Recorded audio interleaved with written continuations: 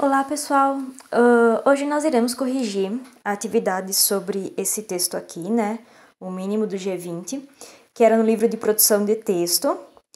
E como vocês viram, ele é um editorial, tá? Na página 68 falava um pouquinho mais, inclusive, sobre o G20 que é abordado aqui no texto. E o editorial, ele é também um gênero do meio jornalístico, assim como a crônica argumentativa que nós estamos estudando nesse capítulo. Beleza? Então, vamos iniciar a explicação, né, e a resolução dessas questões que vocês fizeram de análise e interpretação desse texto aqui.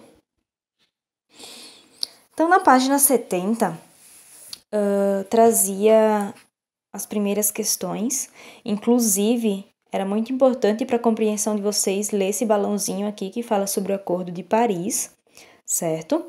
E ele trazia também o trecho de uma notícia falando sobre a poluição e os seus danos, ok? E daí na letra A fala o seguinte: com base nos objetivos do Acordo de Paris e na notícia acima, o que é possível concluir sobre a relevância global desse acordo? Então, se vocês lerem esse balãozinho aqui, rosa, ele fala um pouquinho mais a respeito desse Acordo de Paris. Logicamente, se eles quisessem, tivessem interesse, poderiam pesquisar mais coisas na internet a respeito, e vão encontrar bastante coisa.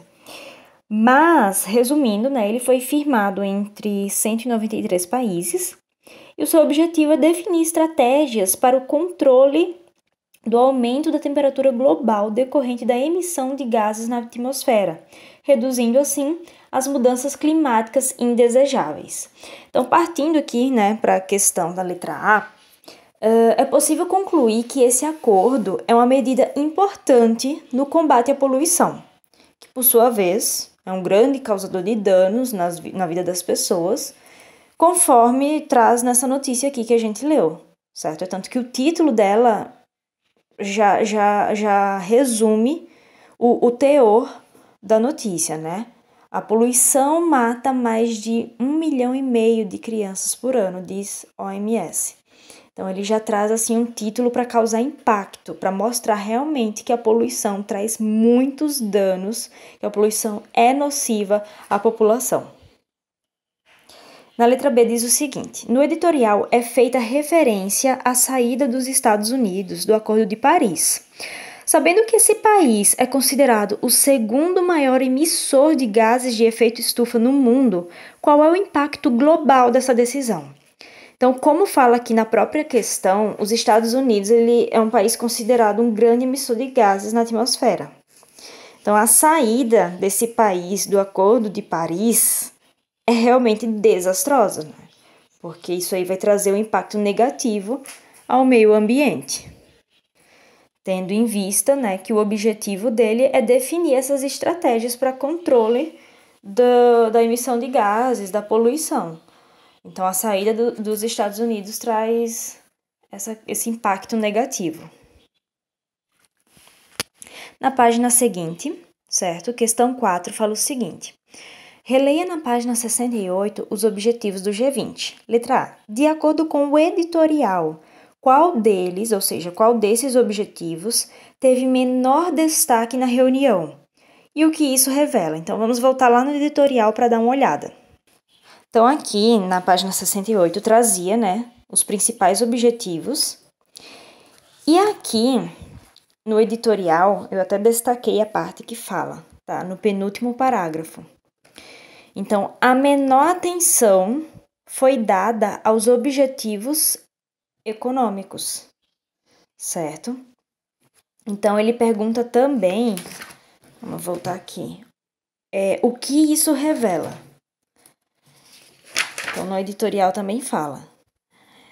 Então, isso revela o quê? Uma conjuntura internacional mais favorável, certo?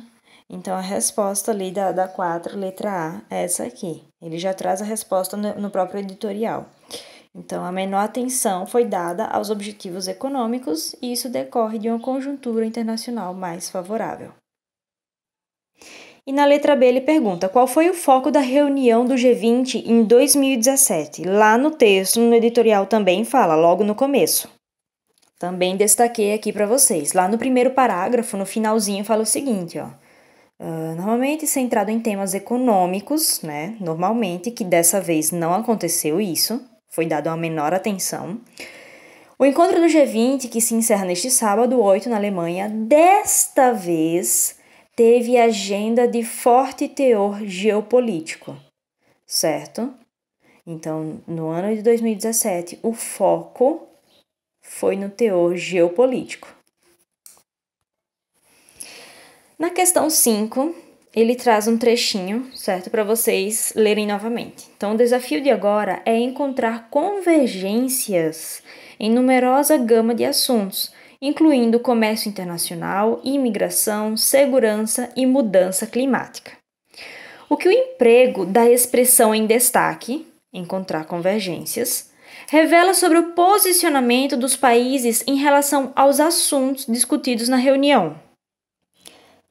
Então, se vocês forem pesquisar, tá, o que é convergência, certo? Vocês vão encontrar que é quando existe um comum ponto de vista. Então, quando em vários aspectos entram em acordo, certo? Eles se identificam em relação a algumas coisas, quando existe convergência. Já divergência, não. Divergência já mostra o quê? Quando existe desentendimento, existe diferenças de pensamentos, conflitos, certo? Então, o contrário de convergência é divergência. Ou seja, quando não tem entendimento entre as pessoas, quando existe discordância de opiniões, um desentendimento. Já a convergência não, é quando existe um acordo, quando você concorda com as opiniões, você concorda com as ideias, certo? Então, quando ele fala que o desafio é o quê? É algo difícil, algo que tu vai ter, né, que se esforçar para conseguir. Então, o desafio de agora é encontrar convergências, ou seja, encontrar o quê? Uma maneira, um acordo, uma maneira de pensar, de concordar nos seus entendimentos, certo? Então, quando ele fala assim, ó, o desafio de agora é encontrar convergências em numerosa gama de assuntos, ou seja, vários assuntos, incluindo comércio internacional, imigração, segurança e mudança climática, revela que esses países eles tinham posicionamentos divergentes, ou seja, diferentes. Havia um desentendimento, uma discordância de opinião entre eles. Por isso, por haver divergência entre eles, que vai ser um desafio encontrar convergências, entendeu? É como se você... um exemplo bem prático hoje para vocês entenderem, tá? Pessoas com pensamentos divergentes, certo? Só na prática para que vocês possam entender. Um exemplo, não passa de um mero exemplo.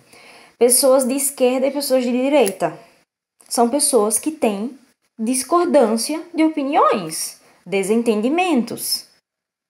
Então, a partir do momento que eu peço, que eu proponho para essas pessoas que encontrem convergências, eu estou pedindo para elas realmente um desafio. Porque para pessoas que têm pensamentos diferentes, opiniões diferentes, certo? Eu acredito que vocês estudaram matemática, né? Convergente é quando eles se encontram para o mesmo ponto, e divergência é quando eles vão para lados opostos, certo? Então, pessoas que têm pensamentos que vão para lados opostos são desafiadas, né? É proposto a elas a encontrar convergências em numerosa gama de assuntos. Realmente se trata de um desafio. Então, pensa só na prática, você colocar em reunião pessoas de esquerda e direita e propor para elas, olha, para elas, vocês têm que encontrar convergências em certos temas. Isso é realmente um desafio? Com certeza. Por quê? Porque são pessoas que têm discordância de opiniões, certo? Acho que vocês conseguiram entender, né? com esse exemplo aí. Questão 6. No editorial é mencionado o esperado primeiro encontro entre os líderes Donald Trump, dos Estados Unidos, e Vladimir Putin, da Rússia. Letra A. Por que o encontro entre eles era tão esperado? Então, se a gente voltar aqui no texto, nesse parágrafo aqui fala o seguinte: o esperado primeiro encontro de Trump e o presidente russo Vladimir Putin se estendeu por 2 horas com discussões sobre a suspeita de interferência nas eleições presidenciais americanas, a Coreia do Norte, a Ucrânia e o cessar-fogo na Síria. Certo? Vamos voltar lá para a questão, então. Então, esse encontro, ele era tão esperado assim porque eles dois tinham vários assuntos importantes para discutir, como foi dito lá no editorial, certo? Como, por exemplo, né, a suspeita de inferência da Rússia na eleição presidencial dos Estados Unidos, as crises com a Coreia do Norte, a Ucrânia e a guerra na Síria também. Então, esses aí foram um dos assuntos a serem debatidos entre Rússia e Estados Unidos, no caso, entre os dois presidentes.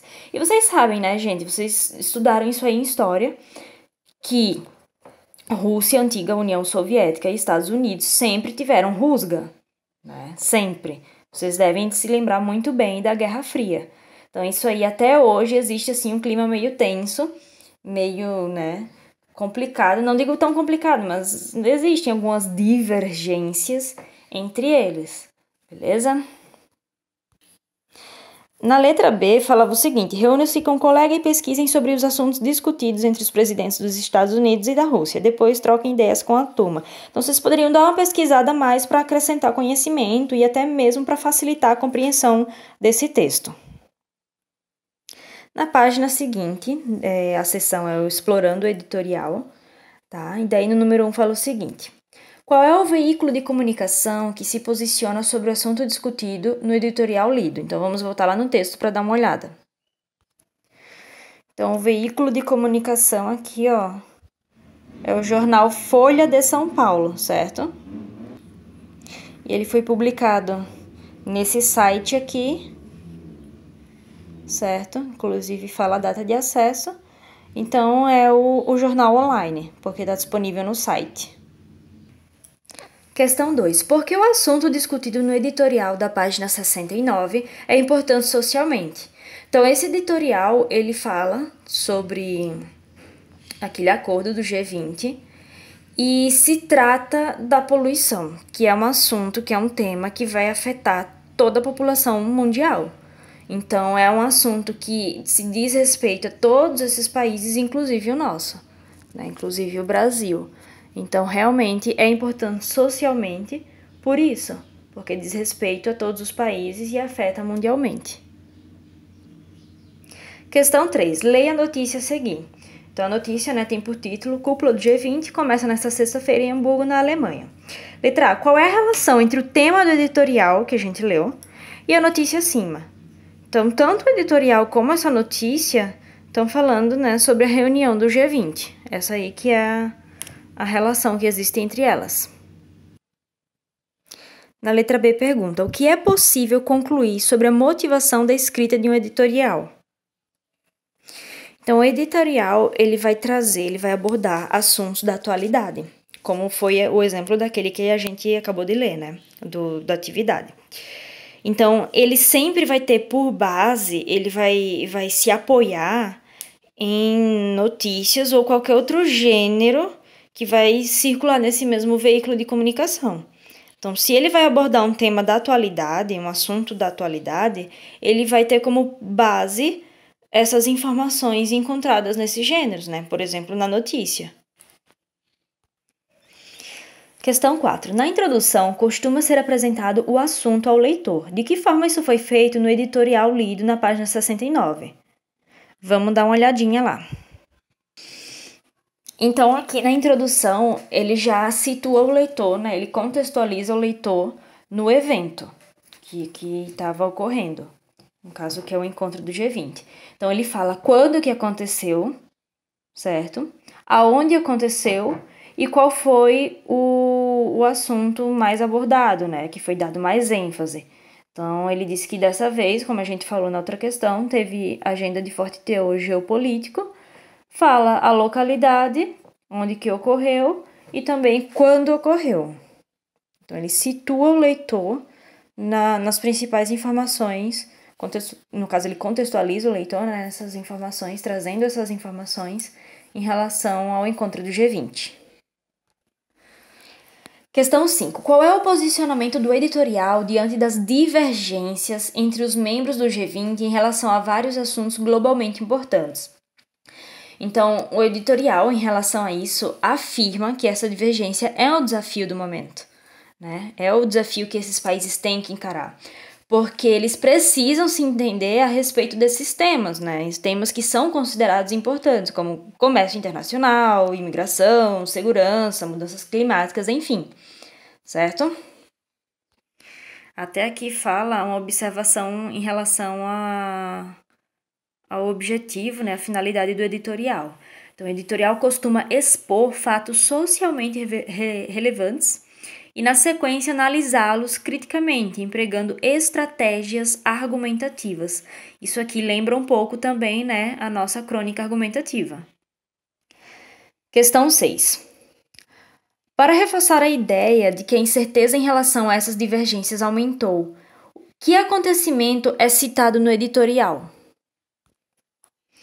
Então, nesse parágrafo aqui, ele fala sobre essa incerteza, certo? E diz aqui, ó, a começar pelo presidente americano Donald Trump, que tem se distanciado da estratégia americana tradicional. Em vez da defesa da globalização e do fortalecimento de regras multilaterais, Trump adota uma agenda isolacionista. E daí ele traz o seguinte acontecimento. Repudiou. Quem repudiou? Identifica o sujeito aí. O sujeito está oculto porque foi mencionado anteriormente e a gente consegue identificar pelo contexto, né? Já dá uma revisada aí em sintaxe.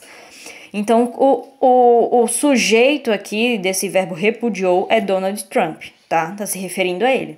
Então, o acontecimento relatado ali, que é aquela questão pergunta, é que Donald Trump, ele repudiou o Acordo de Paris assinado em 2015 para conter o aquecimento global e ameaça retaliar parceiros comerciais, certo? Então, é esse aqui o fato mencionado.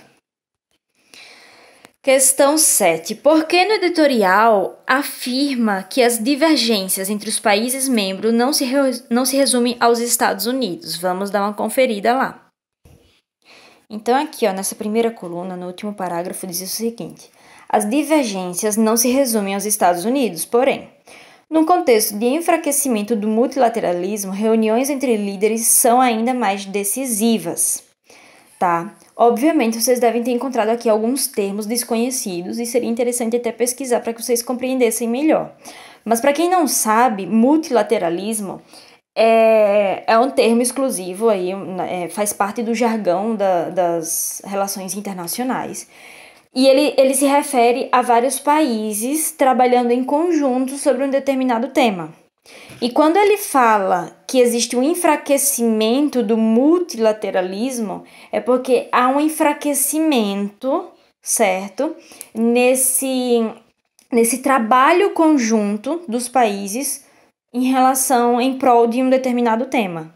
Então, está existindo um enfraquecimento, certo? Esse contexto. Um contexto de enfraquecimento. Então, os países, ao invés de estarem unidos em comum acordo sobre um determinado tema, isso aí está enfraquecido, esse contexto, certo? Então, aqui ele explica, né? As divergências não se resumem aos Estados Unidos por causa disso. No contexto de enfraquecimento do multilateralismo, reuniões entre líderes são ainda mais decisivas. Então, por haver, como fala lá no texto, né, esse enfraquecimento do multilateralismo, então as divergências entre os países membros não se resumem somente aos Estados Unidos, ok? Questão 8. No final do editorial, ao fazer um balanço geral sobre a reunião do G20, menciona-se um aspecto positivo do encontro. Que aspecto positivo é esse na letra A? Essa questão já foi respondida anteriormente, né? Mas vamos voltar lá naquela parte que eu coloquei em destaque. Então, o aspecto positivo é justamente esse aqui, ó, que está nesse penúltimo parágrafo. quando ele fala, há um aspecto positivo ao menos. Qual que é esse aspecto? A menor atenção a temas econômicos decorre de uma conjuntura internacional mais favorável. Então, essa aqui também vai ser a resposta ali da questão 8, letra A. Daí, na letra D, ele pergunta, que argumentos são empregados para justificar esse aspecto positivo? Vamos voltar lá para ver. Então, aqui ele traz na sequência, ó, o crescimento retornou, o desemprego é cadente e elevam-se a confiança e o investimento. Assegurar suficiente alinhamento de interesses para preservar a retomada econômica é o desafio do G20. Então, o fato do crescimento econômico ter retornado e o desemprego diminuído aumentou assim, né, dessa forma, a confiança e os investimentos também. Questão 9. Temos aqui, então, o título do editorial, tá? O mínimo do G20. Letra A. É possível afirmar que o título antecipa o assunto a ser discutido no editorial? Então, só pelo título a gente já sabe sobre o que ele vai falar, né? Mesmo que você não saiba o que é, você pelo menos consegue entender qual que é o assunto do editorial, que é o que, gente? O G20. Né? Ele vai falar sobre o G20. Então, letra B. O emprego do substantivo mínimo sugere o que em relação à posição do editorial sobre o assunto? Então, quando tu fala assim, é o mínimo que tu pode fazer.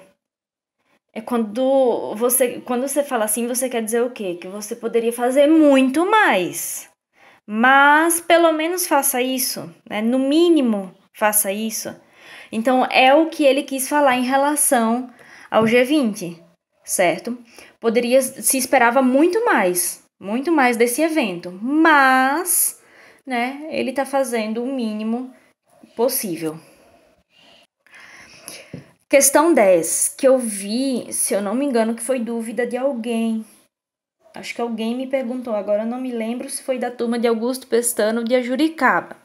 Mas, enfim, alguém tinha dúvida nessa questão. Então, aí, ó, presta bem atenção. Que tipo de registro é predominante no editorial? Explique considerando a situação comunicativa. Então, gente, quando ele pergunta o tipo de registro, ele está perguntando se o texto ele predomina o registro formal ou informal, certo? Então, como que eu vou saber isso aí? Justamente pela situação comunicativa, certo? Lembram, por exemplo, num seminário, numa palestra, enfim, em situações semelhantes a essa. A situação, ele exige o quê? Formalidade das pessoas, porque está se tratando de um assunto mais sério, ok? Então, o editorial, ele traz um assunto de interesse geral, um assunto socialmente relevante, certo? Então, por isso, por ser um assunto mais sério, essa situação de comunicação exige que o registro predominante seja formal, ok? Imagina eu trazer um assunto como esse usando uma linguagem informal, não faria sentido nenhum, não tem fundamento. Então, a linguagem que a gente utiliza no dia a dia, certo? Tem que se adequar à situação de comunicação. Eu, por exemplo, eu em casa com meus amigos, eu no momento descontraído, no momento de lazer, vou fazer o uso do registro informal. Por quê? Porque a situação ela não exige seriedade, certo? Mas quando eu tô dando aula, dependendo da situação, às vezes, obviamente, eu faço uso de linguagem informal, eu sou mais descontraída. Mas no momento sério, numa palestra, numa reunião de trabalho, exige formalidade. Então, isso aí já volta um pouco do que a gente estudou ali no 6º, 7º ano, né? As situações de comunicação, variação linguística, enfim, tá? E para finalizar, aí a última página, 75, questão 11, diz o seguinte, releia os trechos a seguir. Então, temos aí 3 trechos do editorial. E daí, o que vocês deveriam fazer nessa questão? Explique a função de cada uma das conjunções em destaque, relacionando-as à forma como os argumentos são apresentados. Então, isso aqui exigia um pouquinho mais aí de análise e interpretação de vocês. Então, aqui na letra A, certo? A conjunção em destaque é o porém. Na letra B, o mas. E na letra C, o e. Até não sei se vocês conseguiram encontrar bem, porque o e ficou só ele ali em negrito, né? Mas é a conjunção e. E dele pergunta, então, qual que é a relação deles qual é a relação que eles estabelecem com os argumentos apresentados, tá? Então, aqui na letra A, se a gente for olhar, fala o seguinte: repudiou o Acordo de Paris, assinado em 2015 para conter o aquecimento global e ameaça retaliar parceiros comerciais. As divergências não se resumem aos Estados Unidos, porém, gente, aqui o porém finalizou a frase, diferentemente do que vocês estão acostumados a ver. Vocês estão acostumados a ter o porém no meio da frase, separando duas ideias opostas, né? Aqui ele finalizou. Só que qual que é a relação que ele tá trazendo aqui entre os argumentos apresentados? Ele mostra o quê? Uma oposição de ideias, uma contrariedade, uma divergência. Então, primeiro ele mostra o quê? Primeiro ele afirma que os Estados Unidos repudiaram o Acordo de Paris. Certo? Primeiro ele afirmou isso, né? E repudiou o Acordo de Paris. Quem? O Donald Trump, presidente dos Estados Unidos. Primeiro ele afirmou isso. E na sequência, logo depois, mostrou que as divergências não existem só em relação aos Estados Unidos.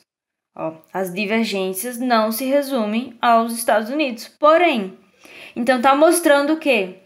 Uma oposição de ideias. Na letra B, a conjunção mas aqui, vamos ler para entender. No caso do comércio, por exemplo, deve ser mantido o compromisso com a abertura, mas com a ressalva de que as práticas precisam ser justas. Nesse aqui, o mas também traz uma ideia de oposição, certo? Porque ele afirma primeiro que o comércio deve manter o compromisso com a abertura, certo?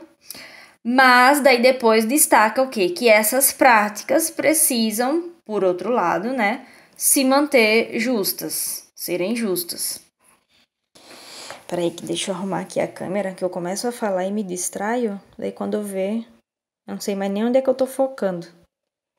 Me desculpem por isso, gente. Tá. Letra C. Eu começo assim e termino assim. Letra C. O crescimento retornou, o desemprego é cadente e elevam-se a confiança e o investimento. Assegurar suficiente alinhamento de interesses para preservar a retomada econômica é o desafio do G20. Então, aqui no trecho C, essa conjunção E, o que a gente lembra, gente? Orações coordenadas, sindéticas, hein? O que significa o E? Fazer de conta que vocês estão me respondendo. Significa conjunção aditiva, tá? Então, tá indicando uma adição de ideias, tá? Ele está inserindo, está acrescentando a nova informação em uma sequência de afirmações, certo? Ok? Então, aqui abaixo nós temos um esqueminha para vocês entenderem um pouquinho melhor aí a respeito do editorial, tá? Que é um gênero aí também que vai apresentar argumentos, vai fazer uma análise crítica, assim como a nossa crônica, tá? Inclusive, aí segunda-feira a gente vai ter o nosso encontro virtual, tô bem ansiosa para conversarmos aí um pouco a respeito desse gênero, né, a crônica argumentativa. E vamos trocar umas ideias, conversar um pouquinho, tirar as dúvidas e daí eu já vou falar um pouco para vocês em relação à produção textual, beleza? Então façam aí a correção atentamente, como eu sempre falo para vocês. Bons estudos, continuem aí se esforçando, que eu tô gostando bastante de ver o desempenho de vocês. E segunda-feira é o nosso encontro, então, com a turma de Augusto e terça com a Juricaba. Então tá, pessoal. Abraço, bom final de semana.